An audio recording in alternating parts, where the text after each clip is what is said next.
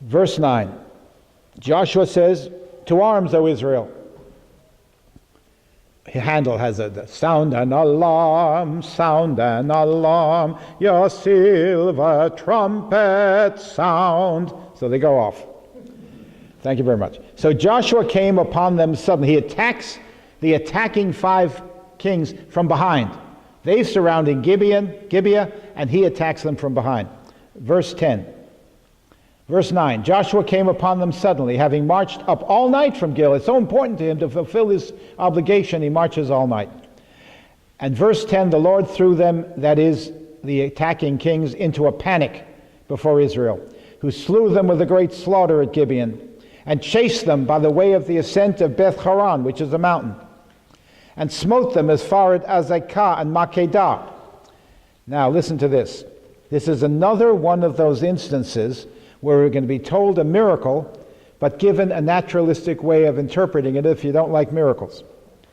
And this is a famous story. As they fled before Israel, those 5 armies, while they were going down the ascent of Beth Horon, the ascent, so it's clearly a mountain, the Lord threw down great stones from heaven upon them, as far as Azekah, and they died. And there were more who died because of the hailstones than the men of Israel killed with the sword. Now, are we to have a picture of God in heaven taking stones and throwing them down, as it says literally? Avalanche. It's on the side of a mountain. But of course, to believers, that God controls everything, which he does. An avalanche is the will of God. He's as if he's throwing stones down on the enemy. And so he did.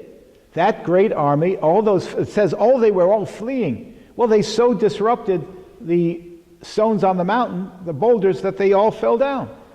So again, this is so interesting in Joshua. They give you your choice. You want a supernatural meaning? You can have a natural meaning. It's whichever one you like. All right. We're going to see the daddy of all of this soon. Verse 12. Then spoke Joshua to the Lord on the day when the Lord gave the Amorites, the Canaanites, over to Israel. Now, is this the same battle? It might be. This is the greatest miracle of all. And he said in the sight of Israel, and this is an ancient poem, in Hebrew it's poetry. God bless you. Sun, stand thou still at Gibeon, and thou moon in the valley of Aichalon. And the sun stood still, and the moon stayed, until the nation Israel had taken vengeance on their enemies. Is this not written in the book of Jasher? I don't know. The book of Jasher has been lost. Do you folks have the book of Jasher? No. Nobody knows where that is. You got Moses, you got Abraham, you got Jasher. The sun stayed in the midst of the heaven. You want a miracle? Baby, this is one. And did not hasten to go down for about a whole day. There has been no day like it before or since, I'll say, when the Lord hearkened to the voice of a man. Why? And here's the bottom line. The Lord fought for Israel. Now there's a Jewish modern hymn. And the sun stood still, and the sun stood still. There was no day like that. There was no day like that before it or after it. Very nice syncopated rhythm. Well, what in the world are we to make of this? If literally the sun stood still, what does that mean they believe about the sun? Whoever wrote this, what does he believe about the sun? That it goes around the earth, it's moving. And Joshua made it stand still. Now we know that's not the case. The earth goes around the sun. It's the earth that moves. Now, so if the sun appeared to stop, it would mean the earth had stopped spinning.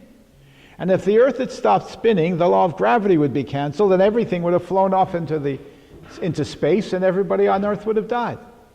But of course that didn't happen. So therefore we can't take this literally.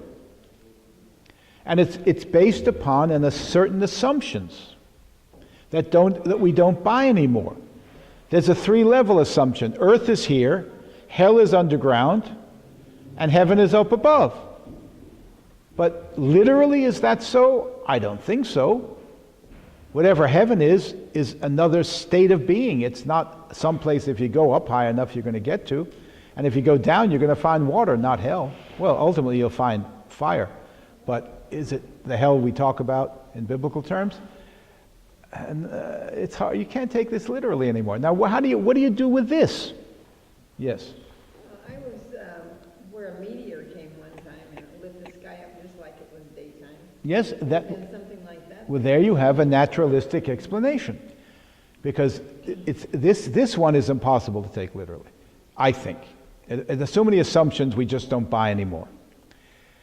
I also have trouble with the ascension of Christ, not with the resurrection. A man who's dead can come back to life. I mean, it's not a contradiction. It can happen under certain circumstances. I mean, it happens on operating tables. But of course, that's not what we're talking about. We're talking about Christ being alive forever in the hearts of people. That's obviously true. But the ascension is different. That was 40 days later. And it says the disciples were on a mountain with Jesus, and then he was 6 inches off the ground, and then a foot, and then 18 inches, and they saw him disappear into the heavens. But that assumes that heaven is up there. There are assumptions there that just, it's like, what is Jesus doing on Holy Saturday? He wasn't just lying in the tomb according to the Catholics. He went down into limbo, where he met Abraham, Isaac, and Jacob, who couldn't be saved and go to heaven until Christ died and paid with his blood for their sins and everyone else's. So he preaches to them, tells them what's happened, and they're the first to go to heaven.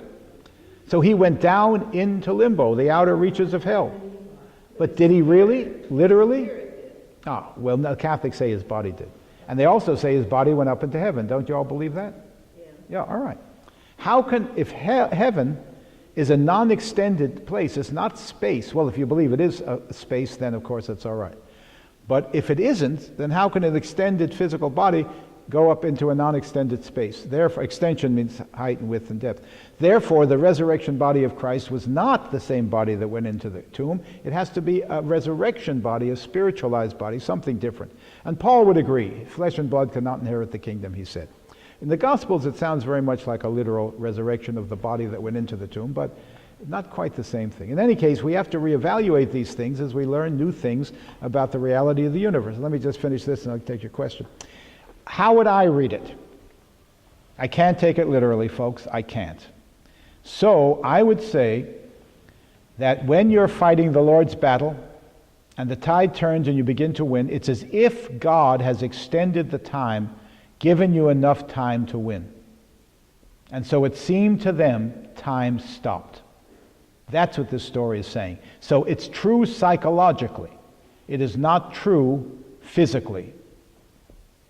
And since psychology is part of science as well as external physical science, scientifically, that's what it means to me. It was a psychological belief that the Israelites had because God gave them all the time they needed to mop up their enemies. And it seemed to them as if he had stopped time. Yes, ma'am. Actually, I have two thoughts. So the first one is, how can heaven be up there? Well, it's the difference between what is and what we think, how we have to understand things, right? So if God's not up there, why are these things all happening on mountains? Why remains always elevated? Because the people who wrote this thought he was in heaven, above the earth. So man goes up to the mountain, God comes down, you meet between heaven and earth.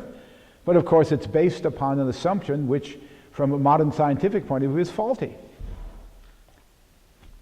They lived in a different universe. We have discovered things about the world. We have to end, but I'll just end with one story. We've gained and we've lost.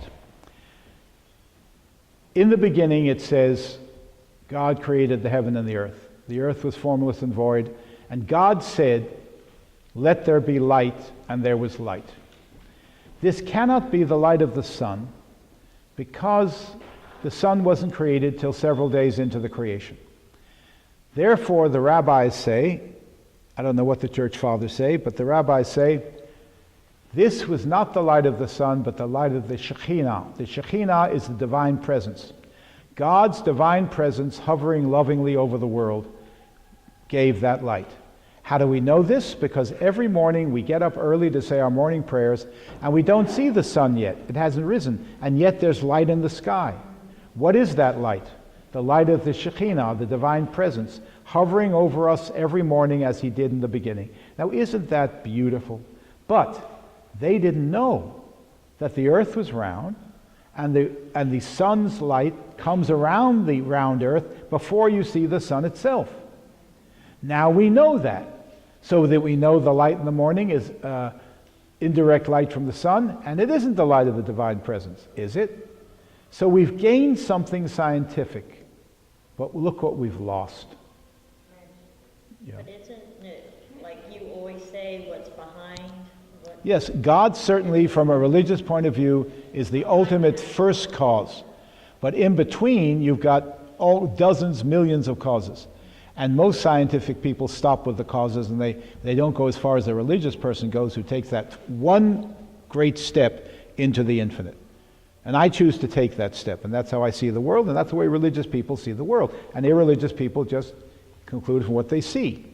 We are born in this world as human beings, feeling there's something invisible, some great truth out there, some infinite reality that somehow we're detached from. And the Mormons say that we had a pre-mortal existence in which all kinds of things went on. There was a great conference, and Satan and Christ. But when we're born, we go through the veil of forgetfulness. And we forget everything we knew. And we have to spend our life learning all the truths of God that we knew in the pre-existent world. The Jews say the same thing. When you're in your mother's womb, you look from one end of the universe to another. But just before you're born, an angel comes into her womb and goes like this. Shh. And that's why we get this little piece of indented skin where the mustache is hard to grow, because that's where the angel presses. And when he does that and says, shh, we forget it all. And we have to learn it all again. So it's exactly the same story told slightly differently. We come from God. We go to God. We have to try to figure this out while we're here. And to see through the physical to the spiritual, through the finite to the infinite, through time to the eternal. That's what religion is trying to point out to us. That's what art is trying to point out to us. And all civilization, to elevate our hearts and our minds to something higher. And religion specializes in that.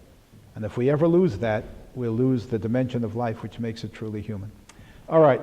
I'll take that in a minute, but let everyone who has to go. We're finished. We're over time, in fact. Now, from now on, we're meeting at 7 p.m. This is the last 6:30 class.